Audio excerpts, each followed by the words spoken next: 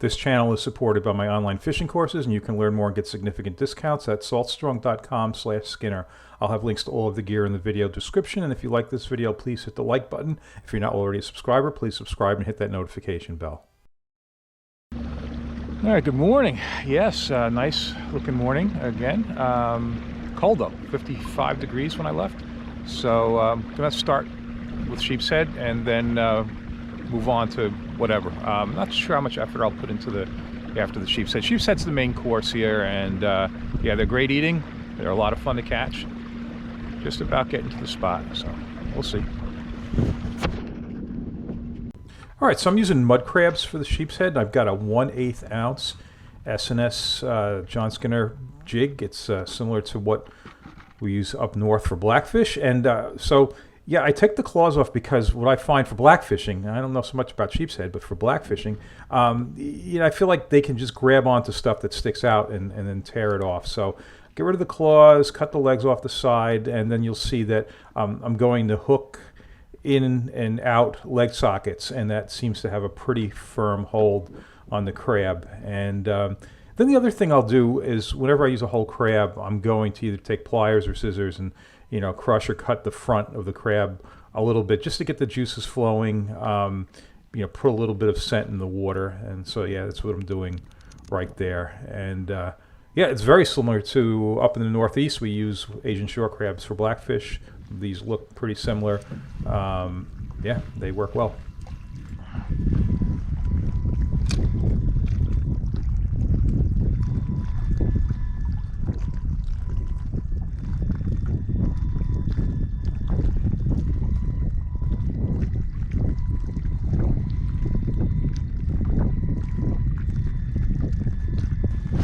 There we go.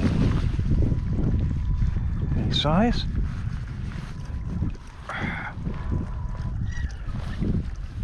Right species.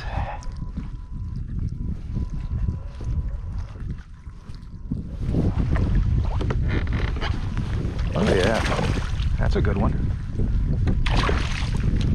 That will fry up just right.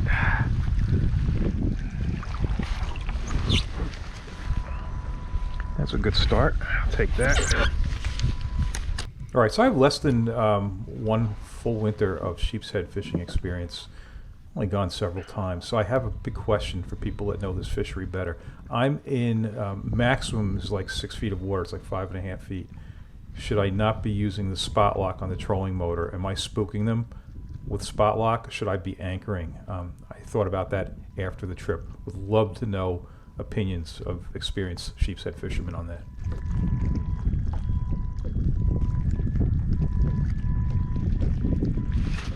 Here it is. Come on, out of there.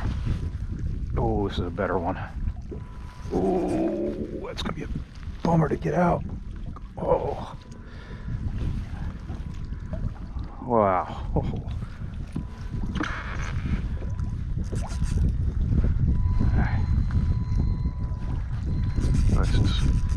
Wow, this is just like black fishing here.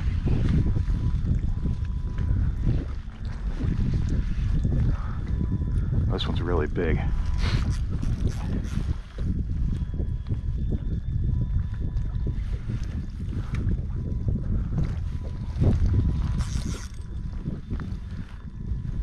Using 20 leader, and whoa, you know, I definitely grazed the structure, so I don't want to put too much pressure on him.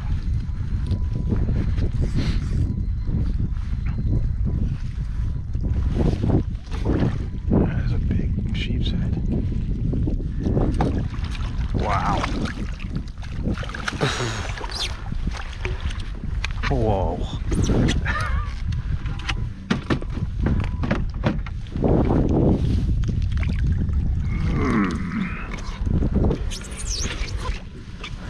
Yeah.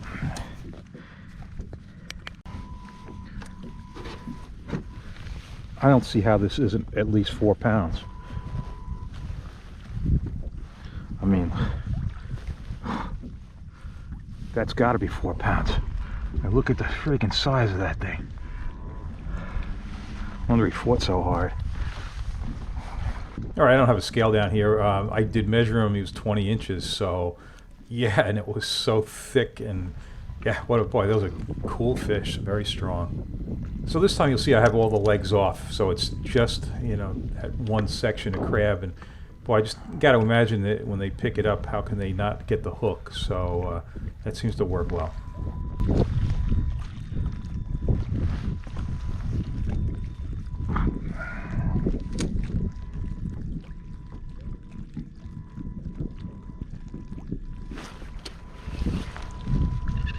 Alright, so I need to expand my horizons a little bit here. Try different pieces of this.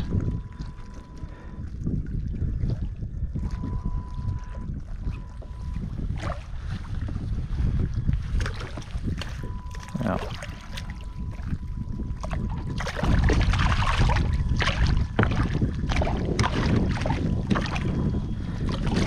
definitely legal, but given the meat I've got in there, yeah, it's definitely good.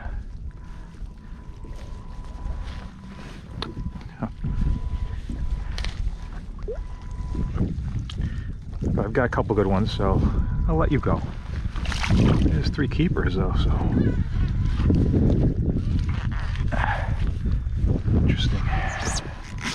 So these mud crabs work great, but I have a heck of a time getting bait. I get some underneath oysters on the islands and stuff, but in general, yeah, I struggle to get bait. So if anybody has better ideas, I'm all open to that. Yeah, I have never seen fiddlers. I'm not on the sand beaches to get sand fleas, so I just do what I can to get these mud crabs. And this is Pine Island, by the way, Southwest Florida.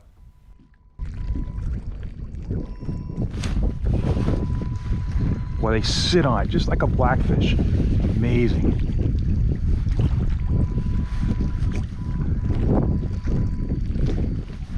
Fight every bit as hard.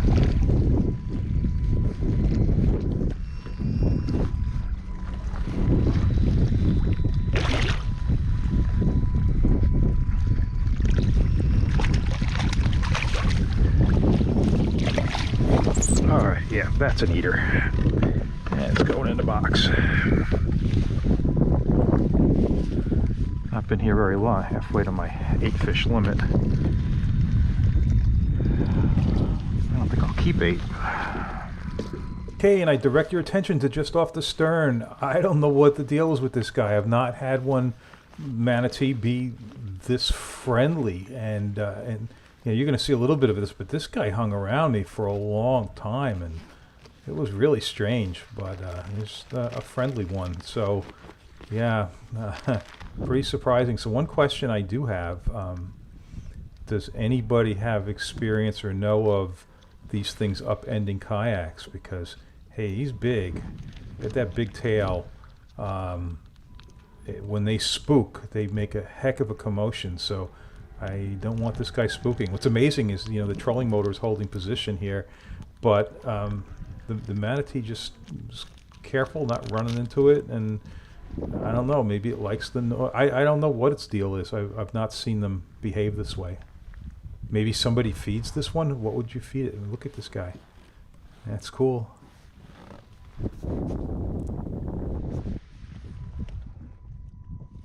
So the limit on these is 8 fish at 12 inches.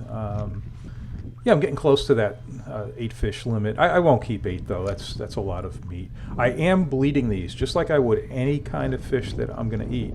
I make sure I bleed them out. So I'm just doing them in the cooler. I mean, on the kayak, it's about the best way I can figure out to do it. I'm certainly not going to hang anything over the side with the sharks around. So, as with blackfishing, if I don't get a hit for 30 seconds or something, I'm going to move the bait just a little bit. Maybe draw something's attention.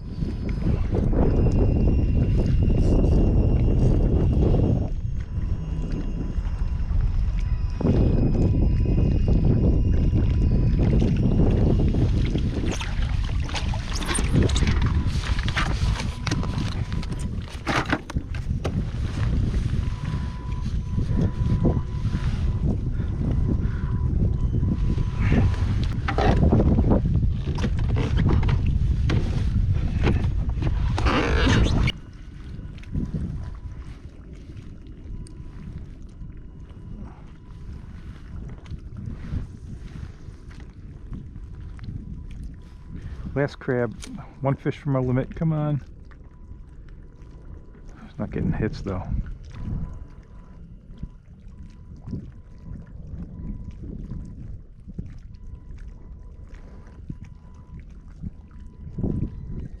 Oh, there's a hit. Oh! That was my chance.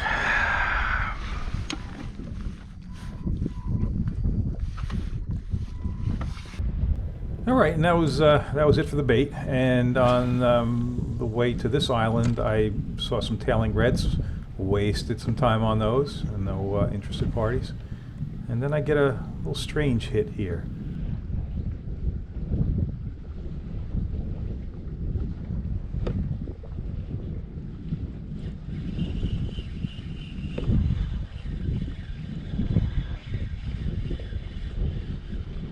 Oh my goodness.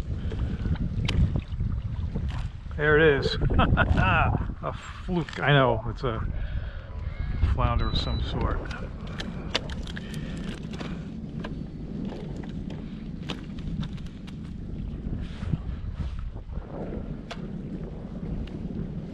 Okay. Oh, such an overcast, nice, comfortable day. I just kept fishing my way back, and but it was slow. Boy, I really had to work for any hits. But I decided to keep at it. I mean, one of the things is there are like miles and miles of shoreline that I haven't fished before. So on a day like this, I'll just explore.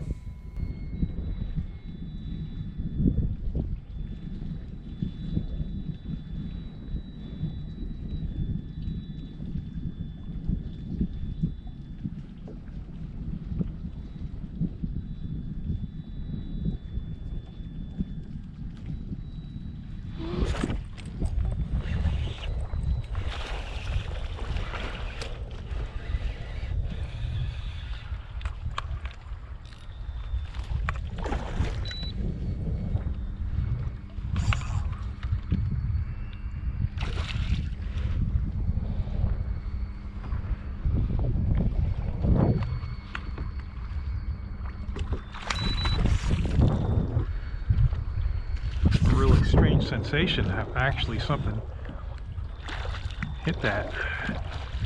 It's been so slow. It has a nice trout.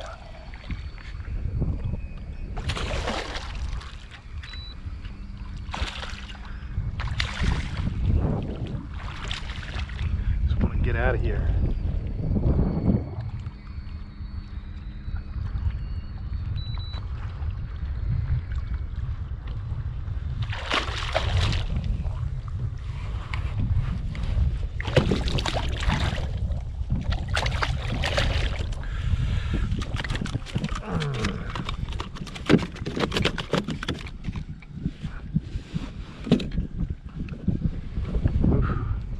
A beauty.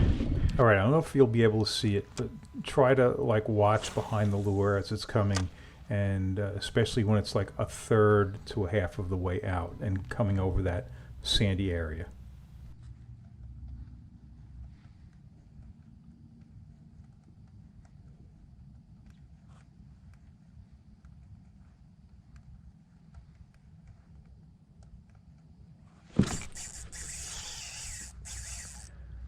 I saw him take it.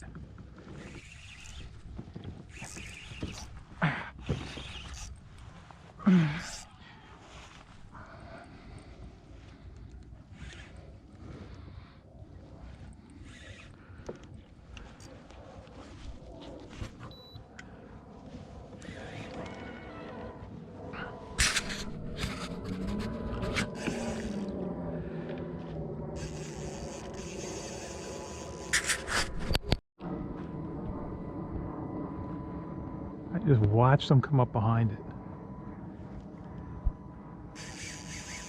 I've seen so many redfish today. As the first one that hasn't just like swam away from my lure.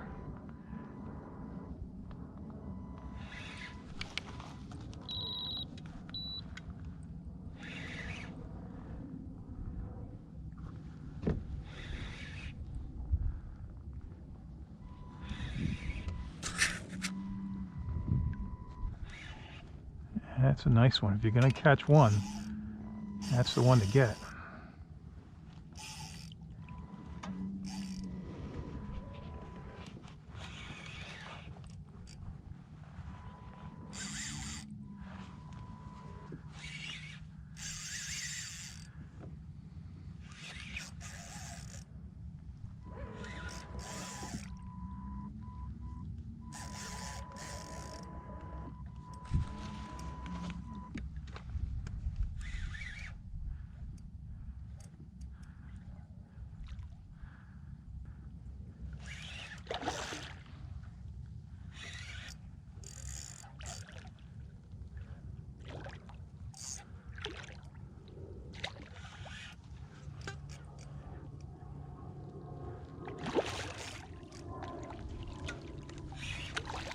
Man.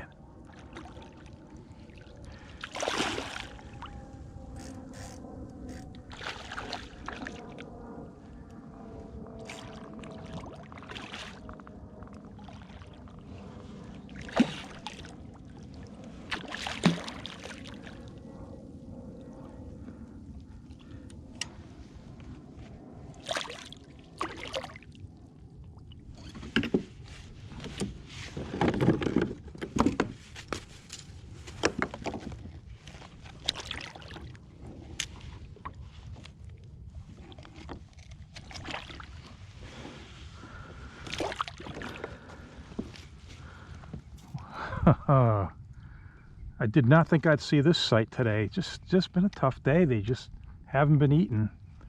And if you're going to get one, that's a beauty. All right, I added one more trout after this, just a couple of casts later, but then decided, all right, I want to finish up, get a snook for the slam. I'm going to go get that snook. Either that or I'm going to lose my bucktail, but I'm going to do something today.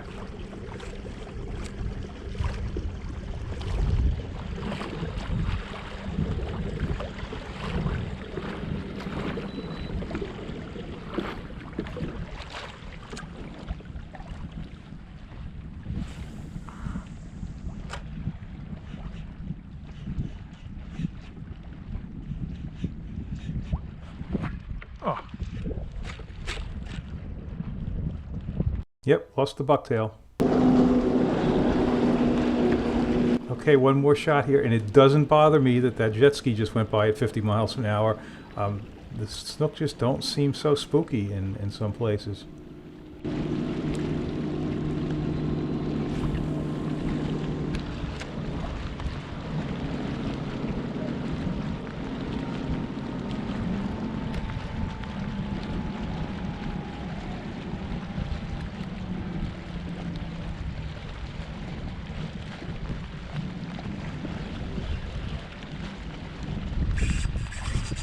Oh! Oh well. Alright, I hooked the snook, but he cut me off. Alright, if you like this video, please hit the like button. If you're not already a subscriber, please subscribe and hit that notification bell. And check out my online courses at saltstrong.com/Skinner.